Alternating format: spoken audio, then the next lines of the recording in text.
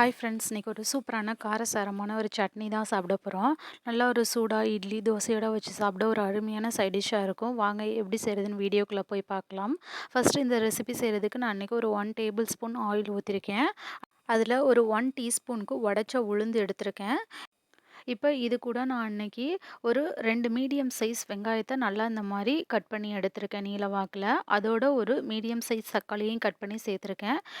இப்போ இது கூட ஒரு 3 வரமிளகா, கொஞ்சமா இஞ்சி, கொஞ்சமா பூண்டு சேர்த்துருக்கேன். இப்போ இந்த டிஷ்ஷுக்கு தேவையான அளவு உப்பு போட்டுக்கோங்க.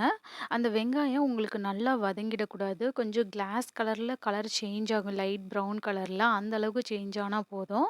அந்த வெங்காயம் ரொம்ப வதங்குனுச்சுனாக்கா உங்களுக்கு இனிப்பு டேஸ்ட் வந்துடும் நம்ம சட்னியில். அதனால நீங்கள் ரொம்ப வதக்க வேண்டாம். இதில் நம்ம சால்ட்டு சேர்த்துருக்கிறதுனால அந்த வெங்காயத்தோட கலர் சீக்கிரமாகவே சேஞ்ச் ஆகிடும். அந்த ஸ்டேஜ் வந்தால் போதும். இப்போ இதில் நான் அன்றைக்கி ஒரு 1½ டேபிள் ஸ்பூனுக்கு நான் கடலை மாவு சேர்த்துக்கிறேன். இப்போ இதையும் சேர்த்துட்டு ஒரு முறை நல்லா வதக்கி விட்டுக்கோங்க. அந்த கடலை மாவோட ரா ஃப்ளேவர்லாம் போகணும். இப்போ மாவு ஓரளவுக்கு நல்லா வெந்ததோட நீங்கள் ஆற வச்சுட்டு அதை நம்ம மிக்ஸி ஜாரில் சேர்த்து அரைச்சி எடுத்துக்கலாம். இப்போ எனக்கு ஓரளவுக்கு நல்லாவே வதங்கிடுச்சு போதும் இந்த ஸ்டேஜில். இப்போ நான் மிக்ஸியில் அரைச்சி எடுத்துட்டேன். இப்போது இதை தாளிக்கிறதுக்காக நான் ஒரு 1 டேபிள் ஸ்பூன் ஆயில் ஊற்றிருக்கேன். அதில் கொஞ்சமாக கடுகு, கொஞ்சமாக கருவேப்பிலை போட்டுக்கிறேன். இப்போ கருவேப்பிலை நல்லா வெடித்ததுக்கப்புறம் நம்ம இதை ஒரு வாட்டி மிக்ஸ் பண்ணி விட்டுட்டு நம்ம சட்னியோடு சேர்த்துக்கலாம். ரொம்பவே ஒரு காரசாரமான சூப்பரான ஒரு டிஃப்ரெண்ட்டான சட்னி ரெசிபி தான்.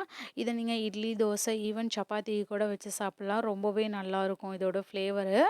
நீங்களும் ட்ரை பண்ணி பாருங்கள். ட்ரை பண்ணி பார்த்துட்டு உங்களோட கமெண்ட்ஸை சொல்லுங்கள்.